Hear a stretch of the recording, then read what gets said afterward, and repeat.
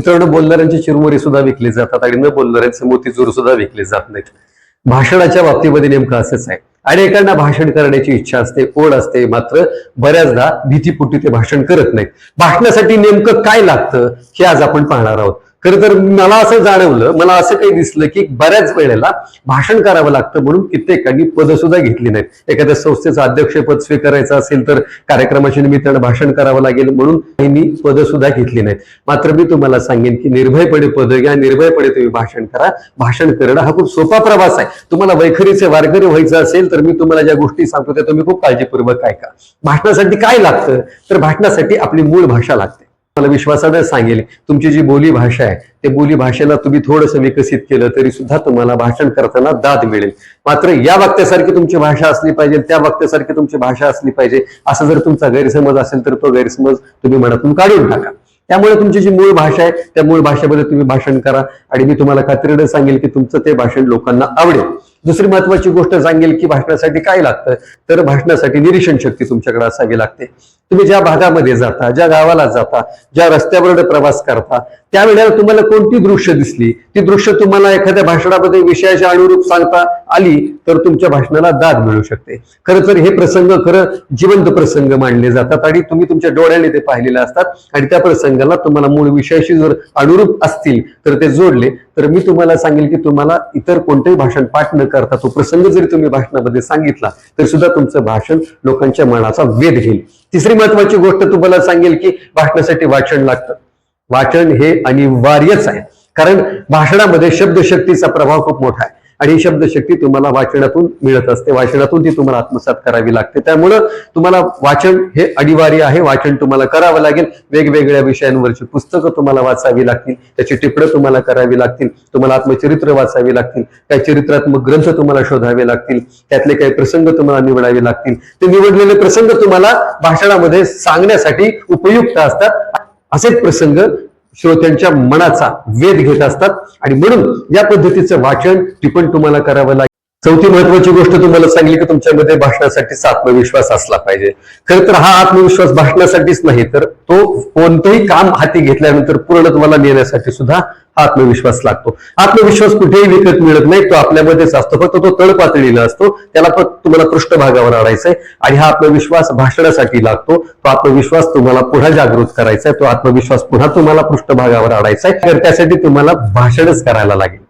आणि हा आत्मविश्वास तुमचा केव्हा वाढेल तर एका भाषणाने तुमचा आत्मविश्वास वाढणार नाही, तर तुम्हाला सातत्याने भाषणं करावी लागतील आणि त्यावेळेला तो आत्मविश्वास तुमचा वाढलेला तुम्हाला अनुभवायला मिळेल. त्यानंतर मी तुम्हाला सांगेल की आपण बऱ्याचदा असं ठरवतो की पाचवी गोष्ट ही खूप महत्वाची, ती लक्षात ठेवा की आपण कृतीशील असलं पाहिजे. कृती ही ती पाचवी गोष्ट आहे. कृतीशील असलं पाहिजे म्हणजे नेमकं काय की मला वाटते की बाबा मला लेखक व्हायचंय, पण लेखक होण्यासाठी मी काय करतो. मला वाटते की मला उद्योजक व्हायचंय, पण उद्योजक होण्यासाठी मी फक्त विचारच करतोय, कृती काय करतोय तर काहीच करत नाही. मला असं वाटते की मला उत्तमपणे वक्ता व्हायचंय, चांगलं भाषण मला करायचंय, या विचारच मी करतो, पण त्याच्यासाठी मी कृती काय करतो तर काहीच नाही. तर कृती का महत्वाची आहे. तुम्ही जर डोक्यामध्ये घेतलं असेल, तुमच्या मनामध्ये जर ती भावना निर्माण झाली असेल की मला आता भाषण शिकायचंय, तर तो विचार फक्त डोक्यापुरता मर्यादित न ठेवता तो पहिल्यांदा तुम्हाला कृतीत आणायचा आहे. कृतीत आणायचं आहे म्हणजे नेमकं काय, तुम्हाला जिथं संधी मिळेल तिथं पहिल्यांदा निर्भयपणे भाषण करायला उभा राहायचं आहे. आणि पहिल्यांदा भाषण केलेलं तुम्हाला चुकेल, मात्र दुसऱ्यांदा त्या भाषणामध्ये सुधारणा होईल. मात्र जोवर तुम्ही ती कृती करणार नाही तोवर तुमचा भाषणाच्या दिशेचा प्रवास सुरू होणार नाही. त्यानंतरची सहावी महत्वाची गोष्ट मी तुम्हाला सांगेल ती म्हणजे माहिती. भाषणासाठी माहिती खूप गरजेची आहे. ज्या विषयावर आपण बोलतो त्या विषयाची आपल्याला सखोल माहिती असली पाहिजे. माहितीबाबत आपण अजिबात दक्षता पाळत नाही. माहितीबद्दल आपण खूप आळशी असतो. मात्र तुम्हाला उत्तम वक्ता व्हायचं असेल, तुम्हाला चांगलं भाषण करायचं असेल, पालक मेळावा असेल, तुमचा एखाद्या शाळेमधला स्नेह मेळावा असेल किंवा एखादा सांस्कृतिक कार्यक्रम असेल, त्या विषयाच्या संबंधी माहिती असली पाहिजेच पाहिजे. मात्र तुम्हाला पहिल्यांदा स्वतःबद्दल माहिती असली पाहिजे की आपल्याला आवडणारे रंग कोणते, आपल्याला आवडणारे विषय कोणते आहेत, आपल्याला आवडणारी पुस्तकं कोणते आहेत, आपल्याला आवडणारे शहर कोणते आहेत आणि या सगळ्यांबद्दल स्वतःपासून ती सुरुवात करावी लागेल. त्यानंतर तुम्हाला तुमच्या शहराबद्दलची माहिती एकत्रित करावी लागेल, त्याबद्दल तुम्हाला माहिती जाणून घ्यावी लागेल. त्याच्यानंतर तुम्हाला जिल्ह्याबद्दल माहिती जाणून घ्यावी लागेल. म्हणजे ही माहितीची जी काही प्रक्रिया आहे, हा प्रवास आहे, हा निरंतर चालू ठेवायचा आहे. आणि मग ज्या वेळेला भाषणाची संधी येईल त्यावेळेला तुम्हाला त्या कार्यक्रमाच्या अनुषंगानं पुन्हा माहिती गोळा करायची, पुन्हा माहिती मिळवायची आहे. एखादं व्याख्यान तुम्ही द्यायचा प्रयत्न केला तर त्या व्याख्यानाच्या साठी ज्या विषयावर तुम्ही व्याख्यान देणार आहात तर त्या व्याख्यानाच्या संदर्भातली आपल्याकडे किती माहिती आहे, ही माहिती आपल्याकडे पहिल्यांदा आत्मसात करता आली पाहिजे. ही माहिती तुम्हाला सखोलपणे मिळवता आली पाहिजे. ती आस आणि ती ओढ तुमच्यामध्ये असली पाहिजे. कारण तुम्हाला सांगतो की जिथं माहिती नसते तिथं भीती असते. भाषण करायला उभं राहिल्यानंतर भीती का वाटते? कारण आपल्याकडे पुरेशी माहिती नसते. माहिती नसल्यामुळे आपल्याकडे ती भीती वाटत असते. म्हणून मी तुम्हाला सांगेल की जर तुम्हाला एखादं पद मिळालं तर भाषण करावं लागतं म्हणून पद अजिबात नाकारू नका.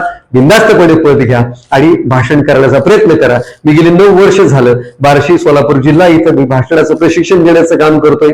9 वर्षामध्ये हजारो जणांनी प्रशिक्षण घेतलं. आठवड्याभराच्या या सेशनमध्ये मी सगळा सराव त्या प्रत्येक प्रशिक्षणार्थीकडून करून घेतो. त्यावेळेला मला असा अनुभव आला की पहिल्यांदा भाषण करताना भीती वाटते. दुसऱ्या दिवशी ज्यावेळेला मी त्यांचा सराव घेतो त्यावेळेला ती भीती काही अंशी कमी झालेली असते. तिसऱ्या दिवशी मी त्यांना काही टप्पे सांगतो की कशा स्वरूपामध्ये तुमचं भाषण असलं पाहिजे. मी त्यांना भाषणाची फ्रेम आउटलाईन सांगतो. मग त्या पद्धतीने ते भाषण करतात. त्यावर त्यांचा आत्मविश्वास वाढायला लागतो आणि म्हणून हळूहळू आठवड्याभरामध्ये ते चांगलं भाषण करायला लागतात. तुम्हाला सुद्धा याबद्दलचे काही शंका असतील, तुम्हाला पण भाषण शिकायचं असेल तर त्या संदर्भात नक्कीच माझ्याशी संपर्क करा. धन्यवाद.